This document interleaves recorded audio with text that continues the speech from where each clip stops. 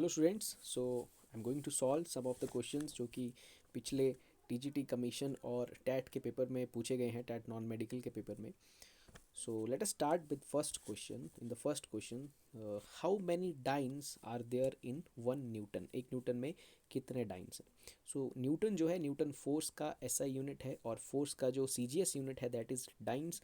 सो 1 Newton जो होता है वो 10⁵ डाइन्स के बराबर होता है. सो हमारे पहले प्रश्न का जो आंसर है वो है option number D, that is 10⁵ dynes. बहुत ही सिंपल सा क्वेश्चन है. Newton is a SI unit for force and CGS unit जो होता है फोर्स का वो होता है dynes. So 1 Newton is equal to 10⁵ dynes. Second question is how many watts are equivalent to HP. मतलब एक एचपी जो है वो कितने वॉट्स के बराबर है. तो हमें समझना होगा वॉट जो है वो पावर का यूनिट है एंड पावर को हम जो है वॉट्स में लिखते हैं एंड कमर्शियल जो यूनिट है पावर का वो एचपी में लिखा जाता है. ओके, सो पूछा गया है कि एच पी कितने वॉट्स के बराबर है. सो 1 HP जो है स्टूडेंट्स वो 746 वॉट्स के बराबर होता है. Power is work upon time. So power के यूनिट्स हैं watt as well as H P. H P is a commercial unit of power. 1 HP is equal to 746 watts. Let us come to the third question. थर्ड क्वेश्चन में पूछा गया है, कहा गया है कि अगर लेंथ के यूनिट और फोर्स के unit each B doubled, how many times does the unit of power increase. Power की यूनिट में कितने का इंक्रीज आएगा. तो let us first right the formula for power. Power is work upon time and work is force dot displacement upon time. तो कहा जा रहा है कि फोर्स की यूनिट में 2 गुना कर दिया आपने, उसको डबल कर दिया है. सो आप इसे F की जगह 2F लिखेंगे और डिस्प्लेसमेंट को भी डबल किया है. Displacement is related to length, तो लेंथ को जो है डबल कर दिया गया. इट मीन्स डिस्प्लेसमेंट को भी डबल करना है. सो it is 2D divided by time. Okay students, so it is 4 times. तो 2 गुना 2 4, तो बन रहा है FD/T/4.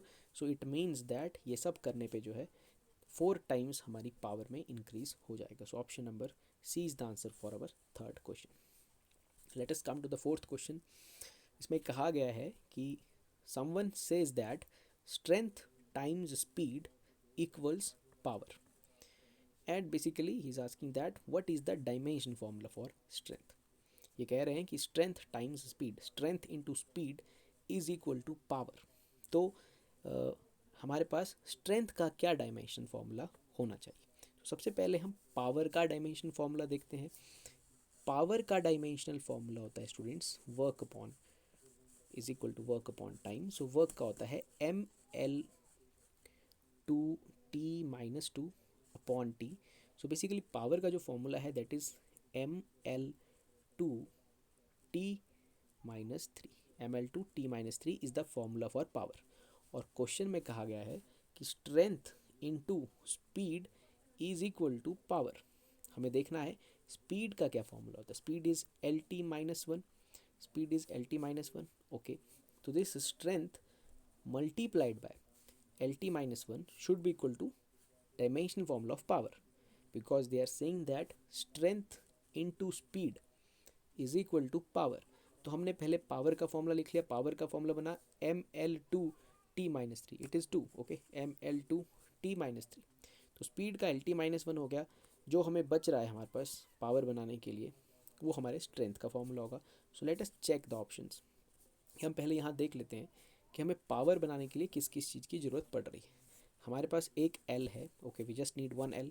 हमारे पास M नहीं है, सो वी नीड M एक चाहिए हमें. हमें एक L भी चाहिए, लिख लिया L. हमें T 2 नेगेटिव में चाहिए, तो हमें ML/T-2. अगर हम इस ML/T-2 को LT-1 से मल्टीप्लाई करते हैं तो हमारे पास पावर का फॉर्मूला बन जाएगा. इट मीन्स दैट स्ट्रेंथ का फॉर्मूला फिर क्या हुआ, it is ML/T-2. So let us come to the options. सो ML/T-2 ये जो है हमारा क्वेश्चन नंबर 4 का आंसर है. ML/T-2 option number B. Fifth question is wavelength of sodium light is 5893 angstrom. What will be it in millimicrons? So हमें milli microns में convert करना है. So basically 1 angstrom is equal to 0.1 milli microns. एक angstrom जो है वो 0.1 milli microns के बराबर होता है। ओके, हमें वेवलेंथ दिया है 5893 एंगस्ट्रॉम। जो 1 एंगस्ट्रॉम है वो 0.1 मिली माइक्रॉन्स के बराबर होता है। सो 5893 कितने एंगस्ट्रॉम्स के बराबर होगा? It is 5893 into 0.1। So it is basically option number A, that is 589.3 you. ये थोड़ा सब्सक्रिप्ट में चला गया है but it is 589.3 you. So option number A is the correct answer for this question. Let us come to the sixth question. Out of the following, the only scalar quantity is. So it is a quite simple, but sometimes some students get confused here. So इसका answer है option number D, electric current. Velocity, force, momentum, they all are vector quantities. We know that vector quantities are the quantities जिनका जो है direction के साथ साथ magnitude भी होता है. एक और इम्पॉर्टेंट बात है कि उन वो वेक्टर एल्जेब्रा को भी फॉलो करते हैं. करंट जो है, करंट का मैग्नीट्यूड भी होता है, करंट की डायरेक्शन भी होती है, लेकिन फिर भी वो एक स्केलर क्वांटिटी है, वो वेक्टर नहीं बन पाता है बिकॉज करंट जो है वो वेक्टर एल्जेब्रा को फॉलो नहीं करता है. इसीलिए current is a scalar quantity. So option number D is the correct answer for this question. सातवां प्रश्न है, which of the following is a derived unit. इनमें से चारों में से कौन सी ड्राइव्ड यूनिट है? So we know that there are some units known as fundamental units और ड्राइव्ड यूनिट्स. हमारे पास 7 तरह की फंडामेंटल यूनिट्स हैं. फिर हम फंडामेंटल यूनिट्स का हेल्प लेके कुछ नई नई यूनिट्स को ड्राइव करते हैं जिन्हें हम ड्राइव्ड यूनिट्स कहते हैं. So students, here velocity is a derived unit because velocity को आप जानते हैं. What is velocity? Velocity is displacement upon time. तो वेलोसिटी को फाइंड आउट करने के लिए आपने डिस्प्लेसमेंट, जो कि एक फंडामेंटल है, लेंथ से रिलेटेड है, और टाइम, इन दो फंडामेंटल का इस्तेमाल किया और वेलोसिटी निकाल लिया. So velocity is a derived quantity और derived unit here in this question. Question number 8 है हमारे पास, the theoretical limit to the size of universe is about. तो इसका जो आंसर है, इसका आंसर है option number D, 10,000 million light years. It is the theoretically calculated और it is the limit, theoretical limit to the size of universe, 10,000 million light years. Come to the last question, question number 9. 1 nanometre is equal to, 1 nanometre कितने के बराबर होता है? तो हमें अलग अलग चीज़ें दे के रखी हैं, मिलीमीटर, सेंटीमीटर्स एंड सेंटीमीटर में दो ऑप्शन हैं और सेंटीमीटर में एक और है, 10⁻⁻⁹. तो स्टूडेंट्स 1 नैनोमीटर जो है 10⁻⁻⁹ मीटर के बराबर होता है. तो आपको सिर्फ एक ही याद रखना है, बाकी आप किसी भी यूनिट में फिर कन्वर्ट कर सकते हैं. सो जो 1 नैनोमीटर है, 1 नैनोमीटर जो है वो 10⁻⁹ मीटर के बराबर होता है.